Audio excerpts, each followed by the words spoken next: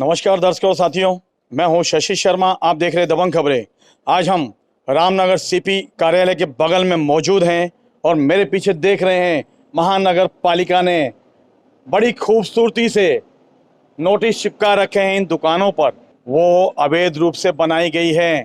CC का violence किया है बिल्डर ने, और तो और बिल्डर ने ऑक्यूपेशन सर्टिफिकेट ना होते हुए भी रहने वालों को पोजीशन दे दी है। आखिर फ्लैट खरीदने वाले और दुकान खरीदने वालों का कसूर क्या है? हमारे साथ आम आदमी पार्टी के सुखदेव जी हैं, जिन्होंने मीरा भाईंदर में एक बहुत बड़ी मुहिम शुरू की है रेरा के अंतर्गत, और कई बिल्डरों पे इन्होंने फौजदारी मामले हाल ही में दर्ज कराए हैं। मात्र एक मीरा भाईंदर में आम आदमी पार्टी है जो बिल्डरों के खिलाफ खड़ी है। बाकी की सभी पार्टियां कहीं ना कहीं वो बिल्डर हैं तो कहीं बिल्डरों से बंदरवाट करते हैं। आइए जानते हैं क्या कहेंगे इस मुद्दे पे हो। जैसे कि आप सभी लोग जानते हैं कि मीरा भाईंदर में करप्शन जो है वो नगर पालिका के अंदर कूट कूट के भरा हुआ है। आप नगर पालिका के जितने भी अधिकारी हैं वो समय समय पर करप्शन के अंदर पकड़े भी गए हैं। और सबसे बड़ी बात है कि मीरा भाईंदर के अंदर जो राजनीति चलती है वो बिल्डर लॉबी के द्वारा ही चलाई जाती है। इसीलिए मीरा भाईंदर के अंदर नगर पालिका पे हमेशा बिल्डरों का दबदबा रहा है। आज ये जो हम देख रहे हैं यहाँ पर, ये पूरे के पूरे स्टील पार्किंग है। यहाँ पे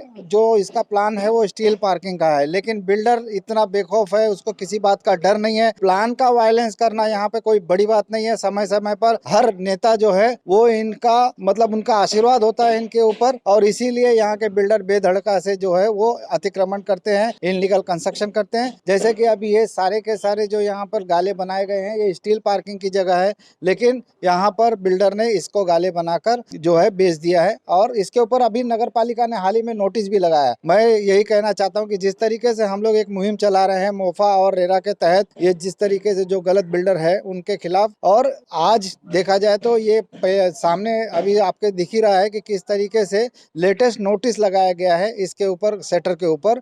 तो ये जो बिल्डर है इसके जो काम को है उसको बंद किया जाना चाहिए, क्योंकि और इसको अभी तक ओसी भी नहीं मिली है और टेनेंट है वो रहने भी आ गए हैं। तो इस तरीके से जो इनलीगल तरीके से पूरा बिल्डर बेखौफ होकर काम करते हैं उन पे कहीं ना कहीं लगाम लगे। और मीरा भाईंदर महानगर पालिका को अब ये सोचना चाहिए कि इस तरीके से बिल्डरों के ऊपर जो गुना दाखिल हो, और अधिकारी अगर नोटिस लगाने के बावजूद भी कोई कार्रवाई नहीं होती है तो उन अधिकारियों के ऊपर भी गुना दाखिल होना चाहिए।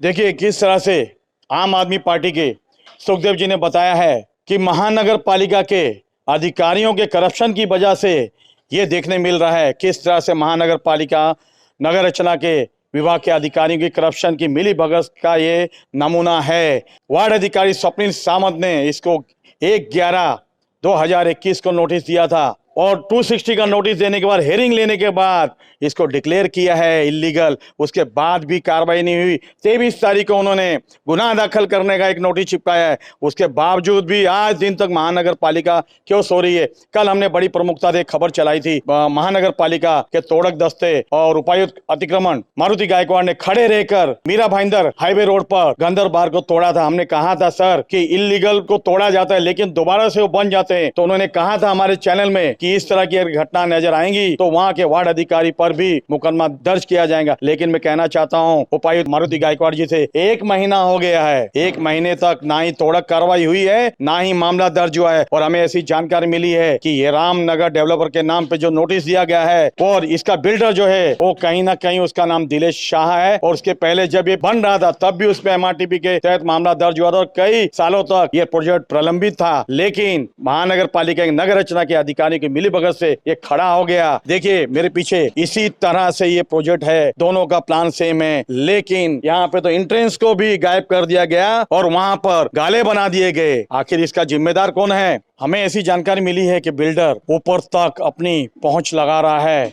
यहाँ के पालक मंत्री एकनाथ शिंदे तक उसने अपनी सोर्स लगा रखी है। उसके द्वारा जो किया गया ये इलीगल कंस्ट्रक्शन है वो ना तोड़ा जाए। आखिर जो भी हो, बिल्डर ने यहाँ के लोगों के साथ धोखाधड़ी की है, महानगर पालिका के प्लान का भी उल्लंघन किया है। क्यों ना उसके आर्किटेक्ट को भी ब्लैकलिस्ट किया जाना चाहिए और बिल्डर तथा आर्किटेक्ट के ऊपर फौजदारी मामला दर्ज होना चाहिए। अब देखना है कि मनपा आयुक्त दिलीप ढोले किस तरह लेते हैं, क्योंकि दबंग खबरें ने 3 दिन पहले ही इस पूरे प्रकरण की शिकायत मनपा आयुक्त को दी थी। मुझे बड़े शर्म के साथ कहना पड़ रहा है कि हमारे समाज के कुछ पत्रकार काम होता है कि जनता को सच्चा आईना दिखाना और लोगों को हकीकत से रूबरू कराना, लेकिन वही लोग जब बिल्डरों के सामने बिक जाते हैं और लोगों को मैनेज करने लगते हैं तो शर्म आती है उनकी पत्रकारिता पे। वो बुद्धिजीवी होने के बावजूद यहाँ पर रहते तक है बिना ओसी की बिल्डिंग में। क्या कहेंगे ऐसे पत्रकारों को आप, जिनका काम है समाज को सुधारना, ना कि बिल्डर की मजबूरी और उसके कमजोरियों का फायदा उठाकर रहना। कैमरामैन प्रभात मिंदे के साथ शशि शर्मा।